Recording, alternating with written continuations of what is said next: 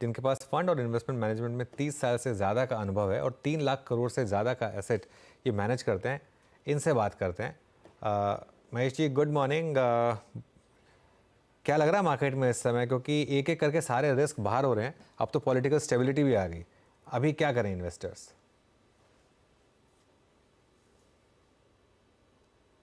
Mahesh ji sorry, unmute करना होगा आपको। Good morning. सो आप सही बात कर रहे हैं, मार्केट में जो काफी जो कंसर्न्स थे, राइट, आई मीन ये साल में interest rate, inflation, geopolitical risk, oil prices, वो काफी हद तक कंसर्न्स कम होते जा रहे दिख रहे हैं। इसके कारण मार्केट में हमें देखे कि लास्ट एक डेढ़ महीने में काफी वापस एक नए हाई पे मार्केट आके रुका है। बट यहाँ से भी अगर देखते हैं आगे जाके के लिए, अभी नए साल में हम लोग जा रहे हैं, तो वहां पे लग रहा है कि आई मीन मेन तो इकोनॉमी की जो रफ्तार है कि वो इम्पोर्टेंट है, बिकॉज वो डिसाइड करेगी कंपनी की अर्निंग्स ग्रोथ कैसी रहेंगी और उसके बेसिस पे मार्केट यहाँ से ऊपर जा सकते हैं, नीचे आ सकता है। तो एक अच्छी बात है कि इंडियन इकोनॉमी के जो नंबर्स अभी आए हैं, जीडीपी नंबर्स भी अपग्रेड हुए हैं। 7% जीडीपी ग्रोथ की बात चल रही है साल के लिए। और तो इसके कारण जो इंडिया की जो मोमेंटम है, वो अगले साल भी FY25 में भी लग रहा है कि अराउंड 6% के ऊपर रहेंगी, जहाँ की ग्लोबल ग्रोथ वीकनिंग की संभावना है।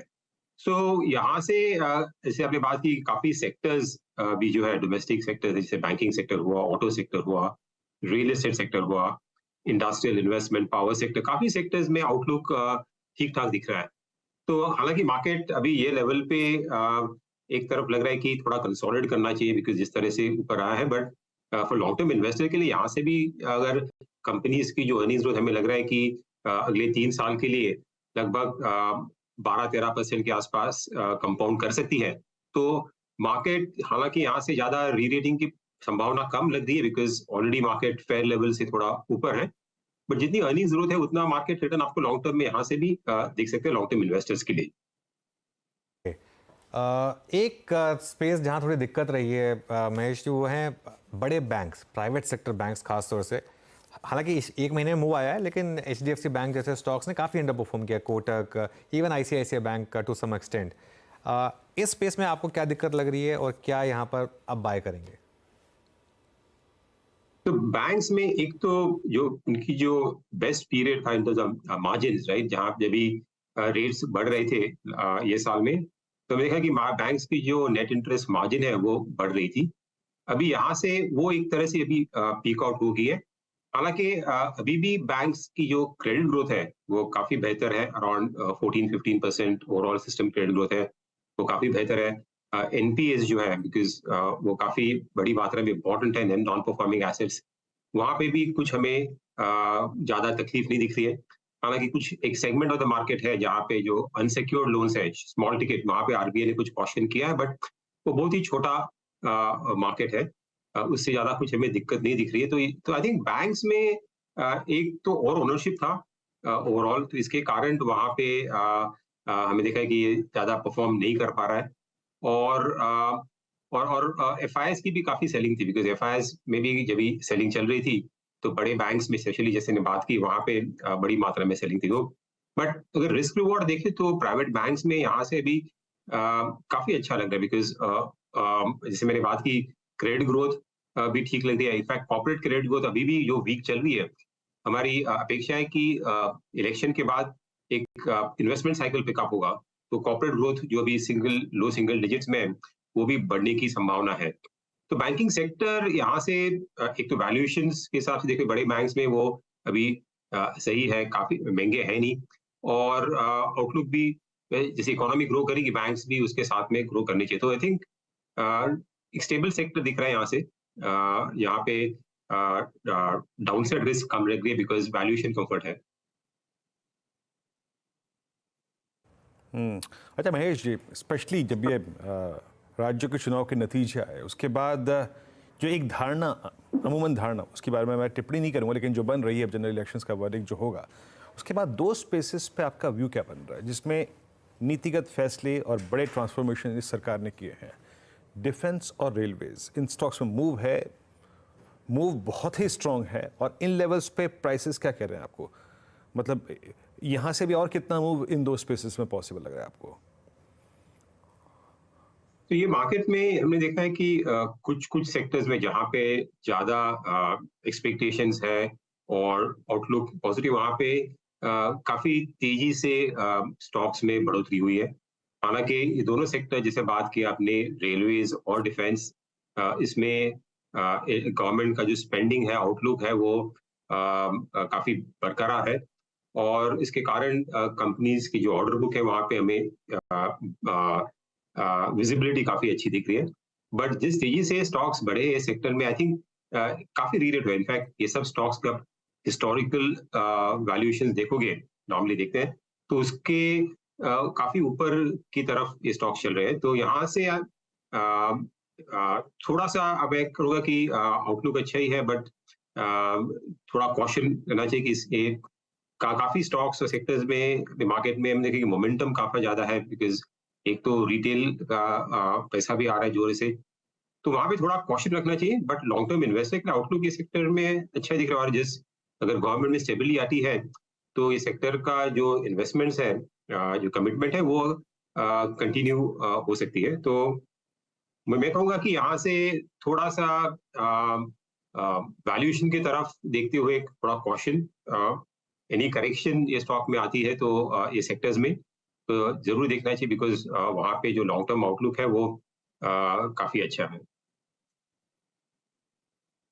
ओके, ओके, ये पॉइंट टेकन सर। अब बात करते हैं सीमेंट में। आई मीन इस बार का मूव अल्ट्राटेक सीमेंट की लीडरशिप में, स्टॉक आज 10,000 पे ट्रेड कर रहा है। ऑल्दो आप शायद स्टॉक स्पेसिफिक टिप्पणी नहीं करेंगे sir, but large cap cement he prefer करेंगे या मिड कैप में भी आप लोगों का रुझान थोड़ा ज़्यादा पॉजिटिव है इस वक्त?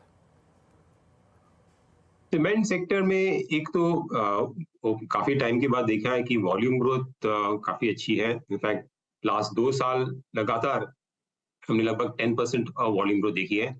तो उसके कारण जिस तरह से डिमांड आ रही है, एक तो रियल एस्टेट सेक्टर से, बट आल्सो रूरल कंस्ट्रक्शन और इंफ्रास्ट्रक्चर, ये तीनों सेगमेंट्स लगभग फायर कर रहे हैं।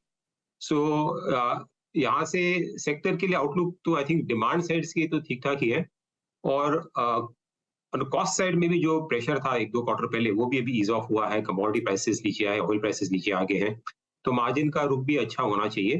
हालाँकि लार्ज जो बड़े स्टॉक्स हैं वो काफ़ी री-रेट हो गए हैं। तो अगेन जैसे आपने बात की पहले सेक्टर्स की, अगेन वैल्यूएशंस ऊपर की तरफ है, तो यहाँ से ज़्यादा रिटर्न्स की अपेक्षा नहीं करनी चाहिए। बट मिड कैप और स्मॉल कैप सेगमेंट में क्या हो रहा है कि यहाँ पे थोड़ा एक अगर कंसोलिडेशन इंडस्ट्री में होता है, एम&ए एक्टिविटी हुई है सीमेंट की, उसके कारण एक आपका एक बेंचमार्क सेट हो जाता है।